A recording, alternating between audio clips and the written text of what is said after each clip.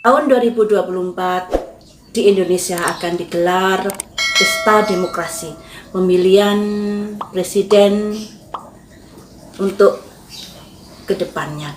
Dan hari ini akan saya prediksi sosok seperti apakah, ciri-cirinya seperti apakah yang bakal menjadi pemimpin Republik Indonesia di tahun 2024 ke depan.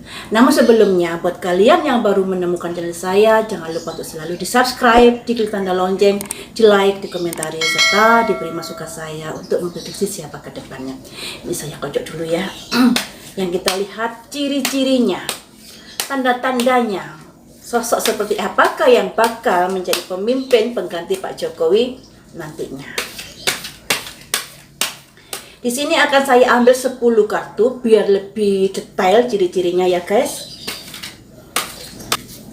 Ini orang yang kaya.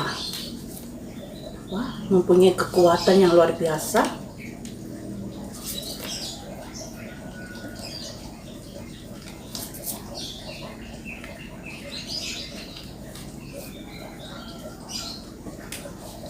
Ini sudah 5. 6 7 8 9 10. Bisa dikatakan orang tersebut adalah orang yang kaya, mempunyai materi yang berlebihan dalam kehidupannya. Yang dilambangkan ini sosok orang yang kaya yang mempunyai materi yang berlebihan di kondisi saat ini. Kemudian dia mempunyai kekuatan yang luar biasa. Yang ini ya, ada simbol singa dinaiki perempuan, yang artinya dia mempunyai kekuatan yang luar biasa, yang sulit untuk dihalangi. Jika dia dihalangi, jika dia dipepet, yang terjadi maka dia akan semakin liar. Jadi sosok ini sosok yang sulit untuk ditaklukkan seperti itu. Kemudian di sini ada simbol ini yang artinya sosok ini sebenarnya sosok yang bisa dikatakan sudah jenuh sebenarnya dalam bermain politik. Sebenarnya dia juga sudah mulai agak-agak kurang minat untuk bermain di politik. Ya mungkin karena support dari pendukungnya, support dari partai dan lain sebagainya, sehingga dia dicalonkan menjadi presiden dalam pemilihan tersebut. Kemudian di sini sosok ini ada 2 kartu. 2 kartu. Sesungguhnya dia ini mempunyai trauma dari masa lalu. Mungkin pernah gagal ya. Ada trauma dari masa lalu dan itu sangat mengecewakan hatinya. Sehingga untuk pencalonan saat ini dia sebenarnya sudah khawatir, saya ini kepilih apa enggak, takutnya kecewa lagi semacam itu. Kemudian di sini ada simbol ini yang artinya sebuah perasaan. Bisa diartikan seseorang ini mempunyai perasaan yang bisa dikatakan cepat berubah-ubah antara hati, maksudnya antara amarah dan kesedihan. Ini mempunyai sosok yang berubah-ubah, bisa dikatakan seperti itu. Jadi dia kalau menanggapi sesuatu kadang itu terlalu ternyuh, tapi habis itu berubah jadi sosok yang berubah-ubah. Kemudian sosok ini juga ini bisa dikatakan terlalu lugu ya, bisa dikatakan terlalu lugu sehingga dia mungkin akan bisa diombang-ambingkan oleh pihak-pihak tertentu yang dilambangkan ini. Sebuah perjalanan yang sebenarnya dia sendiri juga nggak tahu ke depannya baik atau buruk ini ya. Kemudian sosok ini bisa diartikan ini sosok yang tegas, tapi tegasnya juga mempunyai rasa sayang keibuan. Jadi sosok ini sifatnya tegas tapi juga penyayang. Kemudian di sini ada pihak ketiga yang bermain di sini. Ya, ada pihak ketiga. Jadi sosok ini sebenarnya sudah enggan untuk menyalurkan diri, tapi ada dorongan dari pihak-pihak yang mengendakinya pada akhirnya dia menjalankan diri.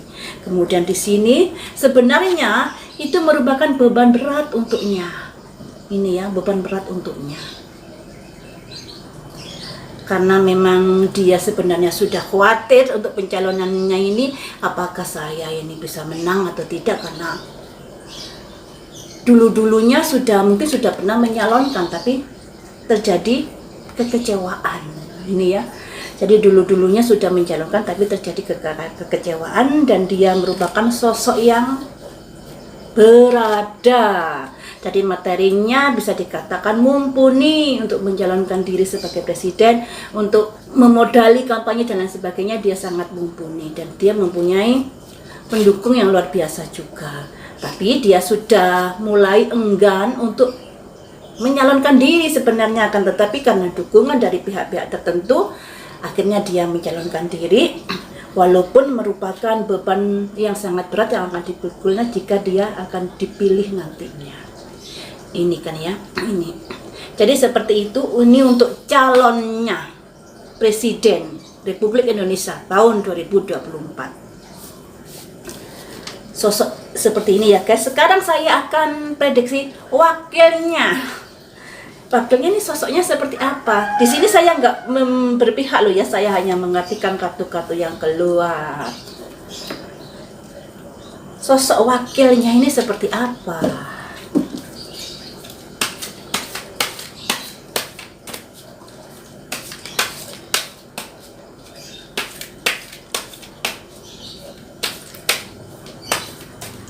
Sosok wakilnya, satu, simbol matahari.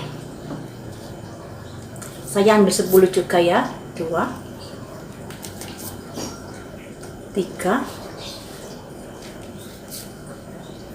4, 5, baru memulai keluar. 4, 5, 6 itu 7, 8, 9, 10. Ada simbol matahari, di mana matahari merupakan masa depan yang baik ya. Bisa diartikan dia mendapatkan sebuah support, dukungan juga.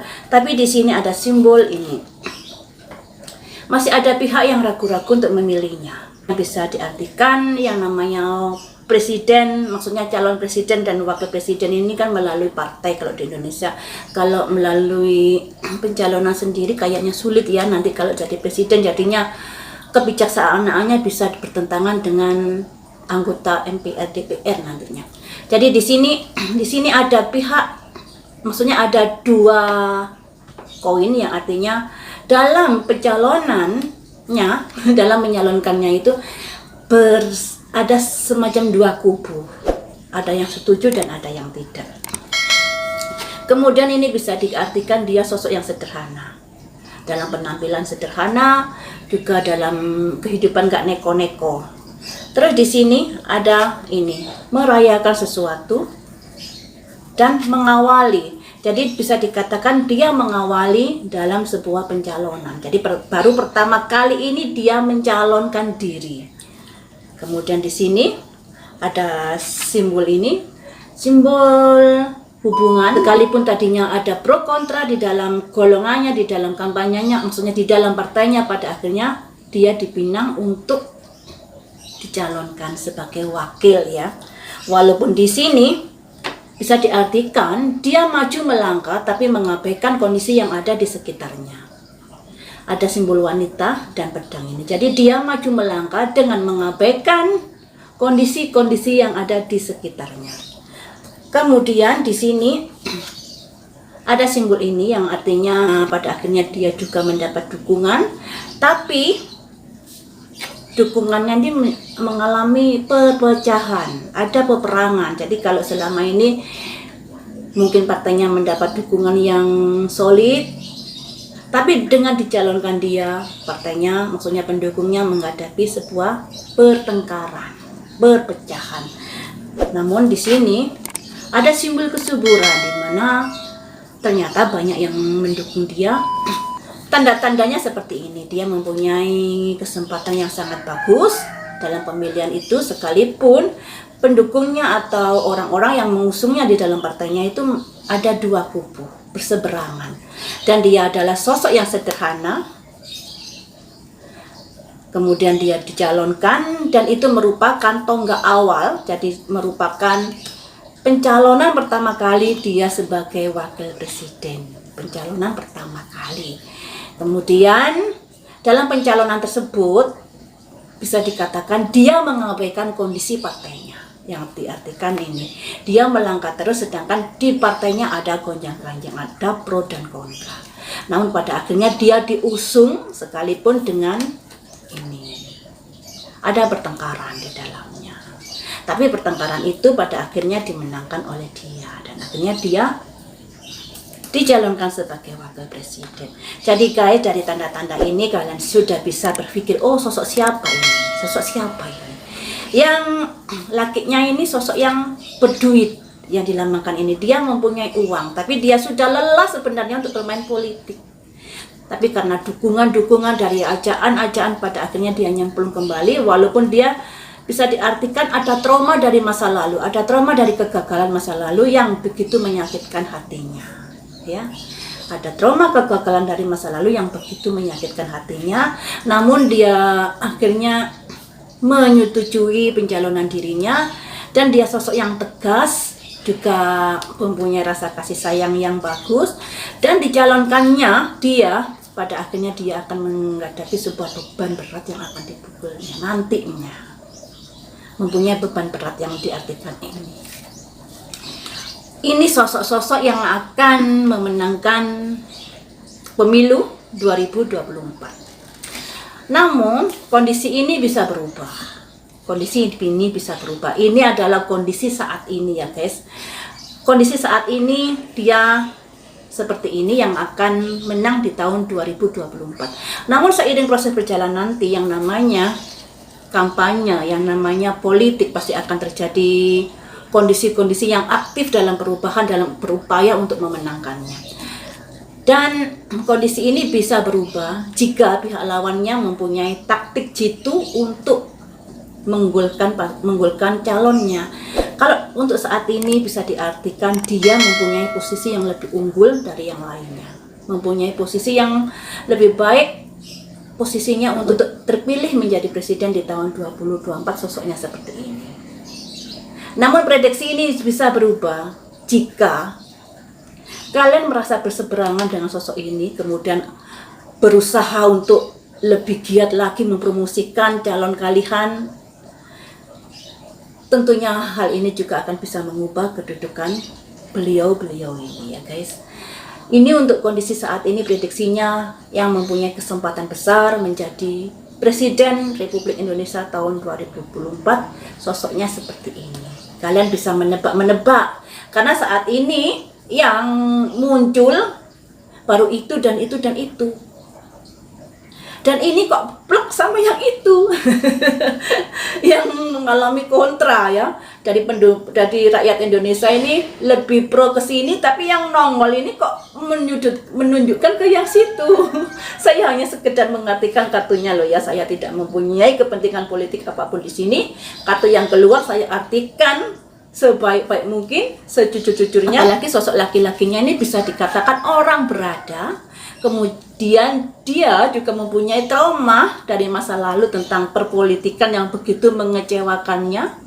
Namun dia sebenarnya sudah enggan untuk dicalonkan lagi, tapi karena ajakan pinangan-pinangan pada akhirnya dia mengiyakan untuk dicalonkan. Namun andai kata dia dicalonkan, dia akan memikul beban yang sangat berat, tanggung jawab yang sangat berat seandainya terpilih nanti. Dan sosok perempuannya ini loh ya, kok ya menunjukkan ke arah situ ya kan, dimana dia ada pro dan kontra di dalam partainya, kemudian dia melenggang saja, tidak menghiraukan apa yang terjadi di partainya, apa yang terjadi di masyarakat yang begitu kurang mendukungnya, tapi dia melenggang saja.